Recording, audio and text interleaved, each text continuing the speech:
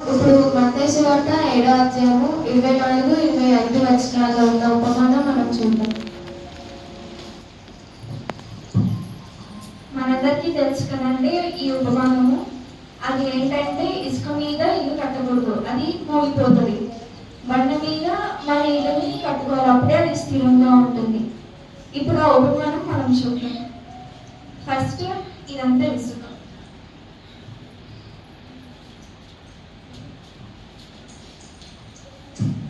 ఇప్పుడు ఈ ఇసుక మీద మనము ఇల్లు కడితే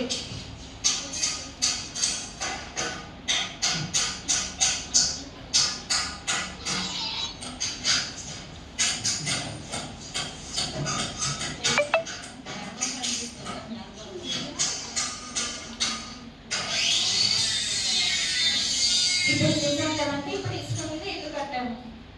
కట్టాక సీజనల్ చేంజెస్ ద్వారా ఫస్ట్ మనకు వచ్చేది వర్షం.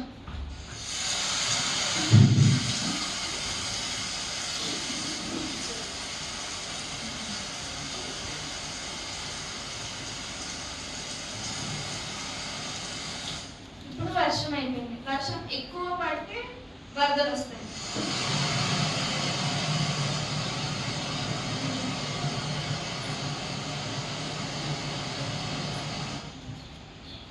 ఇప్పుడు ఇవన్నీ జరిగాక ఇసుక మీద ఇల్లు కడితే స్థిరంగా ఉంటుందా? లేదు, కూలిపోతుంది.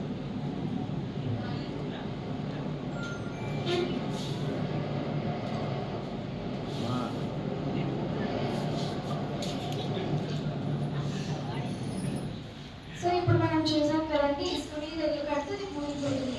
ఇదే విధంగానే మన ఆత్మీయ జీవితంలో మనము ఇలాంటి ఇసుకలాగా బలహీనమైన విశ్వాసంతో మనము పునాది వేస్తే అది ఎప్పుడైనా తుఫాను లాంటి సమస్యలు వచ్చినప్పుడు అది కూలిపోతుంది, మన విశ్వాసం కూలిపోతుంది.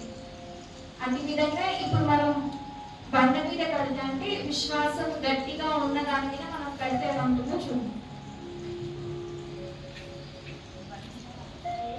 బండ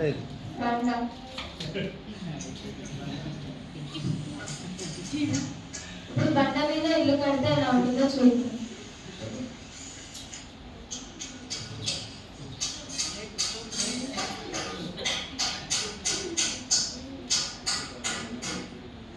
ఇప్పుడు బండ మీద ఇల్లు కట్టాం కదండి, ఇప్పుడు వాన పడితే ఎలా ఉంటుందో చూడండి.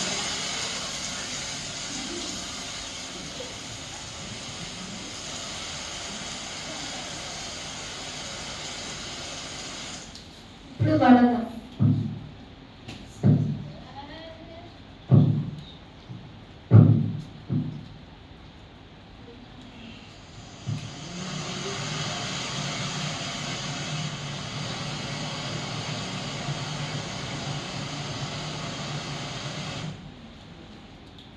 గాలి.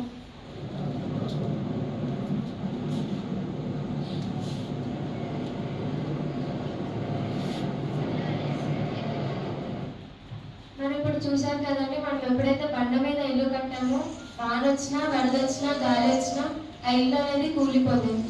అదే విధంగా మనం బండ అనే క్రీస్తు పైన ఎప్పుడైతే మన ఆత్మీయ జీవితాన్ని ఉంచుతామో మన విశ్వాసం అంతే గట్టిగా ఉండి ఎన్ని కష్టాలు వచ్చినా సరే మనం అలాగే స్థిరపడి ఉంటాము. కష్టాలు రావని కాదు, ఎన్ని కష్టాలు వచ్చినా మనం క్రీస్తు అనే బండ పైన మన శరీరాన్ని ఉంచి మన విశ్వాసాన్ని ఉంచితే మన శరీరం ఎప్పుడు స్థిరంగా ఉంటుంది. యేసు ఎప్పుడు మనకు తోడుగా ఉంటుంది.